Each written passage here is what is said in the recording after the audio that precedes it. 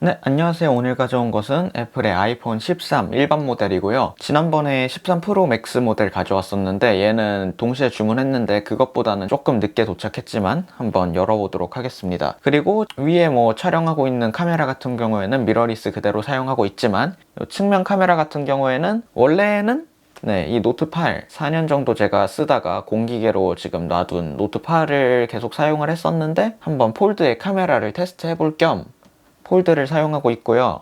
노트 8 같은 경우에는 4K 30프레임까지밖에 촬영이 안 됐지만 폴드 3는 이제 4K 60프레임까지 촬영이 가능하기 때문에 이번 영상은 4K 60프레임으로 나갈 거라는 거. 거기에다가 이제 노트 8 같은 경우에는 4K로 영상 촬영을 하면은 10분마다 한 번씩 혼자서 끊어져가지고 영상 촬영을 다시 10분마다 다시 눌러줬어야 됐는데 폴드 같은 경우에는 그렇지 않을 거라는 거. 촬영 시간에 제한이 없기 때문에. 그러면은 한번 아이폰 13 박스를 까보기 전에 한번 프로 맥스 박스랑 비교해 보자면은 이게 프로 맥스 박스고요. 사이즈 차이는 대략 이 정도 나고, 이쪽 같은 13 일반 모델 같은 경우에는 핑크의 128기가 모델, 그 다음에 프로 맥스 같은 경우에는 시에라 블루의 256기가 모델을 가져왔습니다. 지금 박스만 보더라도 카메라 섬의 크기 차이가 꽤 나는 것 같은데, 일반 모델 박스를 까보자면 이번에 비닐 포장이 사라지고 뒤쪽이 스티커로 다 바뀌었죠? 환경을 생각해서라고 하는데 뜯는 느낌 자체는 굉장히 좋은데 재포장이 굉장히 쉬워져가지고 사람들이 조금 불안해 하더라고요. 한번 열어보면 안쪽에 바로 열자마자 기기가 뒤집혀서 본체가 있고, 위쪽에 카메라 선 모양으로 이렇게 파여 있는 걸 볼 수 있고요.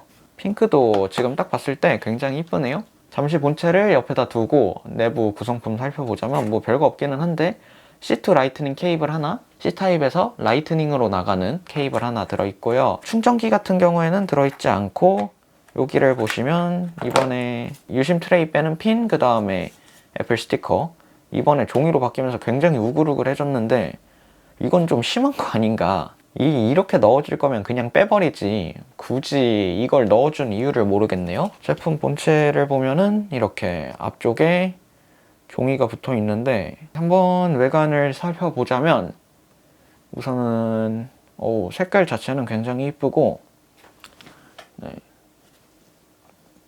뒷면이 중요하겠죠?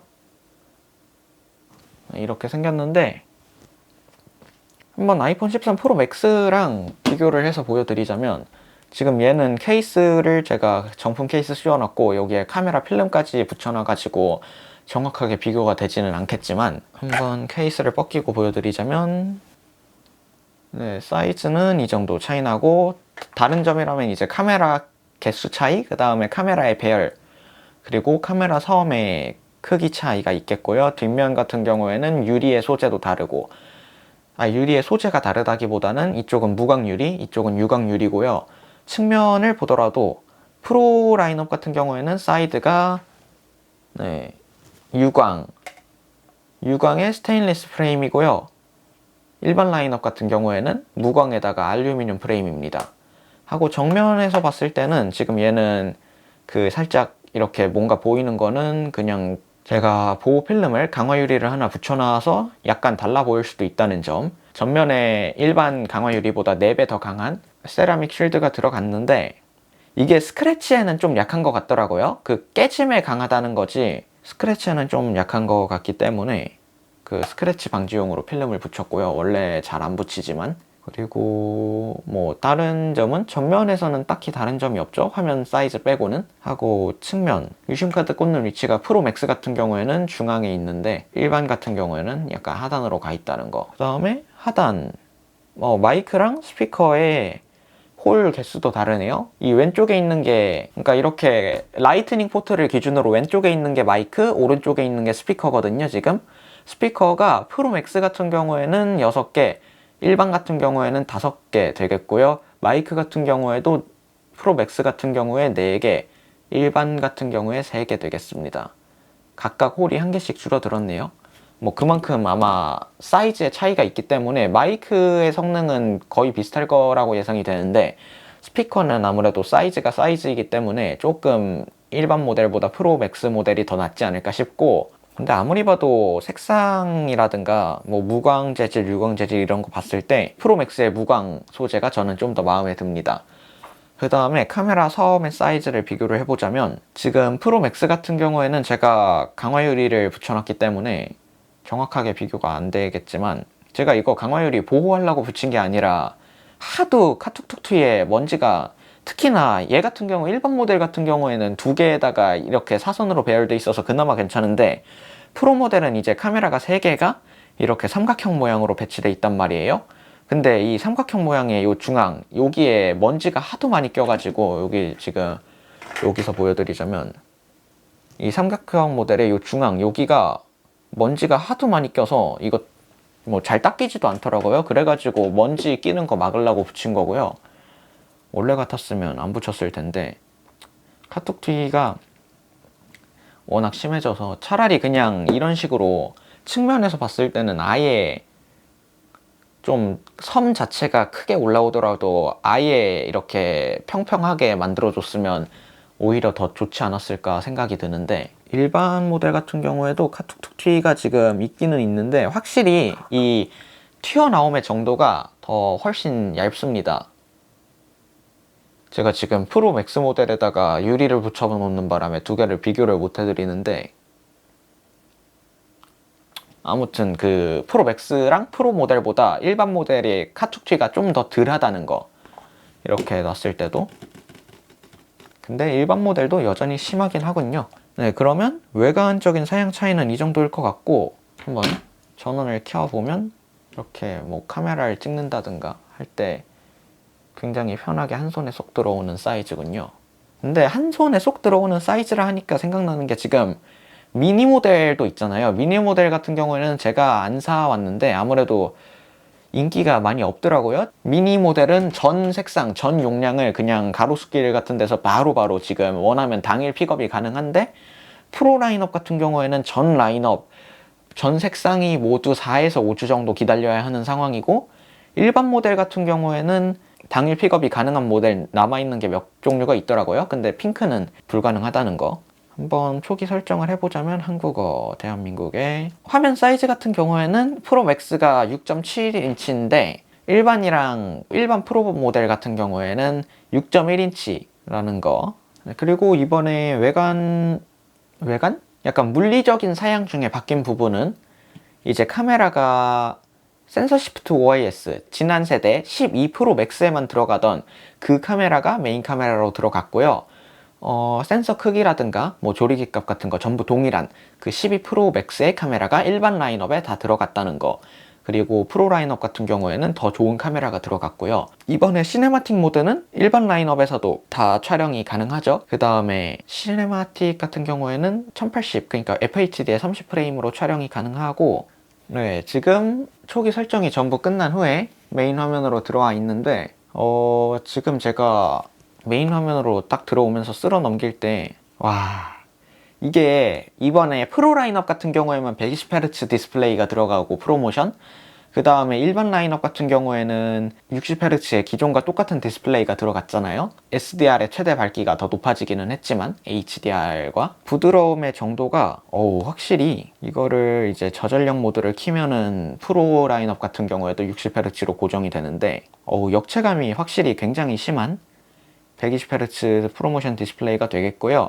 이번에 120Hz 디스플레이가 프로 라인업에 들어가면서 배터리 타임이 짧아지는 거 아니냐라고 했는데, 오히려 LTPO 디스플레이가 들어가면서 10Hz부터 120Hz까지 가변 주사율로 조정하다 보니까 사용 시간은 더 늘어났더라고요. 물론 물리적인 배터리의 용량 자체가 더 커지기는 했지만, 아이패드 일반 라인업이나 아니면 뭐 에어나 미니 같은 거 사용하시는 분들은 아이패드에서 120Hz가 지원이 안 되기 때문에 괜히 프로 라인업 아이폰 사셨다가 역체감 돼가지고 이제 아이패드 쓰기 힘들어지실 수도 있으니까, 굳이 120Hz 써보시겠다고 이거 하나만 보고 넘어올 것까지는 아닌 것 같다는 거. 물론 좋기는 좋지만 이거 진짜 꼭 120Hz 쓰다가 일반 라인업에 60Hz 쓰니까 막 뚝뚝 끊긴, 약간 좀 몇 년 지난 휴대폰 쓰는 느낌? 그런 느낌이 좀 강한데, 아이폰 12 프로 라인업 같은 경우에는 라이다 센서가 하나 더 달려 있잖아요. 이거를 이제 프로 라인업에서 초점 잡을 때 얘도 같이 사용을 하는 걸로 알고 있거든요.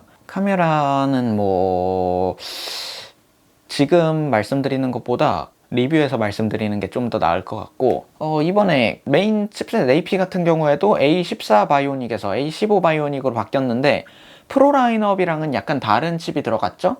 기본적으로는 똑같은 A15 바이오닉 칩인데 CPU 개수는 똑같아요. 6코어 CPU, 6코어 CPU인데 이제 GPU 같은 경우에 얘 같은 경우에는 5코어의 GPU가 들어갔고요. 얘 같은 경우에는 한 코어 빠진 4코어의 GPU가 들어갔는데 이게 아마 원가 절감? 수율을 올리느라, 칩의 수율을 올려가지고 쓰느라 그렇게 한 것 같은데, 이거 너무 TMI이기 때문에 자세한 설명은 제가 프로 라인업 설명, 그 개봉기 영상 때 13 프로 맥스 개봉기 때 말씀드렸으니까 그 영상 한번 참고해 주시면 좋을 것 같고요. 이번에 얘도 물리적인 배터리 용량이 늘어나면서 동영상 재생시간 기준으로 애플 공식 홈페이지에서 2시간이 더 늘어났죠? 페이스 아이디는 동일하게 지원되지만 노치의 사이즈가 줄어들었고요. 역시 이것도 이전 세대와 다르게 그 수화부 스피커가 좌우로 조금 더 길어지면서 위쪽으로 그 올라갔다는 거, 이렇게 보시면은 수화부 스피커가 가장 끝으로 밀린 모습을 볼 수 있고요. 저 같은 경우에는 개인적으로 이렇게 끝쪽에 몰려 있는 게 그리고 더 얇은 게 디자인적으로도 더 괜찮다고 생각을 합니다.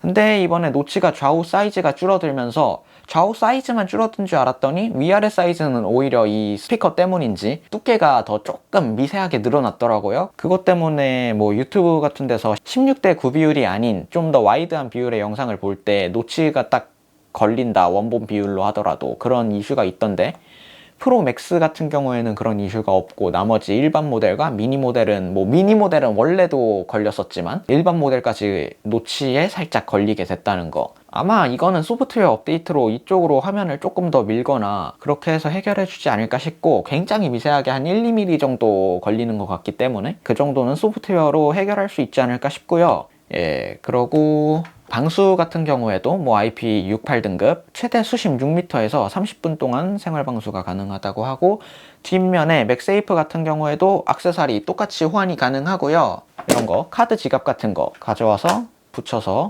사용할 수 있고, 사이즈 같은 경우에는 이 정도 될 거라는 거. 예, 지금 새로운 맥세이프 카드 지갑의 기능이죠. 사용자의 지갑이 아니라고 다른 사람의 아이폰에 붙이면은 이렇게 뜬다는 거. 12 프로 맥스에 붙이면은 이런 모형이 될 거고요. 얘는 또 맥세이프 배터리 팩이거든요. 보조 배터리 팩. 얘가 사이즈가 카드 지갑이랑 완전히 동일한 사이즈인데 두께만 다르고, 한번 붙여서 비교를 해드리자면 이 정도의 사이즈 차이가 난다는 거.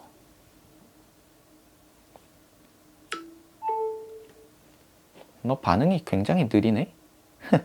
이렇게 충전되는 모습을 볼 수 있고, 근데 이렇게 배터리팩을 붙여놓으니까 확실히 무겁군요. 원래 이 13 자체가 굉장히 가벼운 앤데 배터리팩이 워낙 무거워서 한번 무게를 재볼까요? 그러면 일단 아무것도 붙이지 않은 아이폰 13 일반 모델의 무게가 174g 이고요. 얘는 지금 프로 맥스에다가 강화 유리 붙이고 뭐 뒤쪽에 카메라 쪽도 강화 유리 붙였기 때문에 좀 더 무게가 나갈 거예요. 뭐 유심칩도 끼웠으니까 한 1g 정도 늘어날 거고, 1, 2g 정도. 네, 254g. 그 다음에 이 배터리 같은 경우에 무게가 113g. 그 다음에 카드 지갑. 카드 지갑에 지금 제가 현실적으로 카드 3장, 제가 지금 쓰고 있는 카드고요. 3장 껴놓은 상태고, 3장 낀 상태에서 대충 50g이 조금 안 되는 49g이니까 13에다가 이렇게 카드 지갑을 붙여서, 지금 케이스가 없다는 건 감안해 주셔야 될 것 같고, 케이스를 제가 아직 안 샀기 때문에, 네, 223g.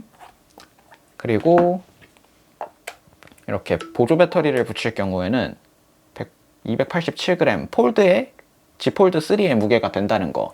뭐 근데 보조 배터리 같은 경우에는 많이들 사용은 안 하실 테니까, 네, 이렇게 맥세이프 액세서리 같은 경우에도 그냥 사용하시면 될 것 같고요. 자, 이제 저장 용량 같은 경우에는 저는 128기가로 가지고 왔지만 이전 짝인 아이폰 12 같은 경우에는 기본 용량이 64기가였죠. 근데 이번에 128기가로 기본 용량이 올라갔는데 기본 모델의 가격 자체는 같아요. 네, 64기가짜리랑 128기가짜리의 가격이 같으니까 이 부분은 상당히 괜찮은 부분이라 할 수 있겠고, 하고 256기가 하고 512기가까지 512기가 라인업이 새로 생겼다는 거. 아무래도 선택지가 더 늘어났다는 건 좋은 일이겠죠? 하지만 256기가와 512기가 모델의 가격은 지난 세대 아이폰에 비해서 좀씩 더 올라갔습니다. 기본 모델 가격만 동결이에요. 디스플레이 같은 경우에는 아까도 말씀드렸다시피 6.1인치 사이즈의 디스플레이가 들어갔는데 뭐 슈퍼 레티나 XDR 디스플레이라고 하는데 기본적으로 아이폰 11부터 OLED였던 거는 동일하고요. 아니 이전에도 뭐 메인 라인업은 OLED였으니까 아쉽게도 120Hz 디스플레이는 들어가지 않은 60Hz 디스플레이 되겠고 픽셀 해상도 화질 같은 경우에도 얘네는 항상 PPI 해상도 그 면적당 픽셀 해상도로 계산을 해서 만들기 때문에 460ppi 전작과 똑같고요. 트루톤 디스플레이 똑같이 들어갔고 그리고 이번에 디스플레이에서 바뀐 점이 SDR 일반 컨텐츠를 재생할 때의 최대 밝기가 원래 지난 전작 같은 경우에는 625니트였는데 800니트로 전작의 프로 라인업과 똑같아졌고요. HDR의 최대 밝기 같은 경우에는 뭐 1200니트로 전작과 이번 세대 프로와 다 동일하다는 거. 그 다음에 아까 카메라를 말씀드릴 때 카메라 렌즈의 스펙에 대해서 말씀을 안 드린 것 같은데 렌즈 스펙 같은 경우에는 메인 카메라, 광각 카메라가 일단 화소수 자체는 12메가픽셀, 12메가픽셀로 1200만 화소 둘 다 동일한 화소수로 들어갔고 와이드 같은 경우에는 광각 f1.6의 조리개 그 다음에 초광각 같은 경우에는 f2.4 조리개 센서의 화소수라든가 아니면은 조리개값 같은 경우에는 전작인 아이폰 12와 모두 동일하지만 이제 메인 카메라에서 센서 시프트 OIS가 들어간 게 가장 큰 차이점이 되겠고 그 다음에 센서 크기 자체가 커졌기 때문에 실질적으로 좀 더 밝게 나올 거다라는 거. 그리고 이번에 일반 라인업 같은 경우에도 4K 60프레임까지 영상이 촬영 가능하게 다 바뀌었고요. 시네마틱 같은 경우에는 아이폰 13 시리즈만 12 시리즈에선 지원되지 않던 FHD에 30프레임까지 지원되는 시네마틱 모드 촬영을 할 수 있고 그 다음에 프로레즈 같은 경우에는 일반적인 아이폰 13 모델에서는 지원이 안 되기 때문에 그래서 128기가 모델을 사셔도 뭐 256기가나 512기가 모델과 딱히 뭐 차별 없이 쓰실 수 있을 거라는 거. 프로 라인업 같은 경우에는 128기가 모델은 프로레즈 촬영할 때 해상도에 제한이 있었기 때문에 256기가를 가져왔지만 얘는 그런 게 없기 때문에 128기가 최저어 용량을 가져왔다는 거 알고 계시면 좋을 것 같고 뭐 어차피 아마 프로레즈 촬영 같은 경우에는 일반인 같은 경우에는 사용하실 일이 전혀 없을 거라고 예상이 됩니다. 전면 카메라 같은 경우에는 아이패드 같은 거에 들어간 초광각 카메라가 들어가진 않았고요. 그냥 일반 광각에 12메가픽셀 f2.2 조리개 평범한 카메라가 들어갔다는 거. 하지만 요즘 카메라는 제가 항상 말씀드리다시피 카메라 렌즈 자체의 스펙만으로 결정되는 게 아니라 렌즈로 사진을 촬영한 뒤에 후처리도 굉장히 중요하기 때문에 애플이 후처리를 굉장히 잘해주기로 유명한 회사이다 보니까 어떻게 바뀌었을지 이번에 스마트 HDR HDR 같은 경우에도 HDR3에서 HDR4로 올라가면서 밝은 곳에 디테일이 좀 더 잘 살아난다는 소리가 있기 때문에 한번 촬영해서 결과물로 보여드리도록 하겠고요. 무선 통신 같은 경우에는 얘도 전작과 동일하게 5G 지원하고 와이파이 6까지 지원한다는 거 알고 계시면 될 것 같고 사실상 5G는 아직은 별 의미가 없는 것 같기 때문에 그냥 와이파이 6랑 5G가 된다는 것만 딱 알고 계시면 좋을 것 같고 제가 지난번에 아이폰 13 프로 맥스 같은 경우에 영상에서 충전이 20W 정도까지 될 거라 말씀을 드렸는데 영상 촬영 끝나고 직접 재보니까 이게 영상 촬영 중에는 잰다 하더라도 배터리가 가득 차 있기 때문에 최고 속도가 나오질 않거든요. 그래서 방전시킨 다음에 재보니까 27W까지 나오더라고요. 그래서 얘도 아마 동일하게 27W 정도까지 들어가지 않을까 그 충전 입력이 예상이 되는데 이것도 혹시 틀릴 수도 있으니까 제가 나중에 이거 배터리 좀 방전시킨 다음에 측정해서 지난번 영상처럼 영상 설명에다가 달아드릴 수 있도록 하겠고요. 하드웨어적인 사양 같은 거는 별로 바뀐 게 12랑 비교해서 이것저것 바뀐 건 없기 때문에 그 하나하나가 크게 바뀌었다고 해야 할지 약간 그런 느낌이기 때문에 추가로 말씀드릴 거는 저는 없을 것 같고요. 그러면은 이제 저는 다음 시간에 다시 찾아뵙도록 하고 이거는 뭐 아이폰 13 시리즈 리뷰 영상으로 다시 찾아뵐 수 있도록 하겠습니다. 감사합니다.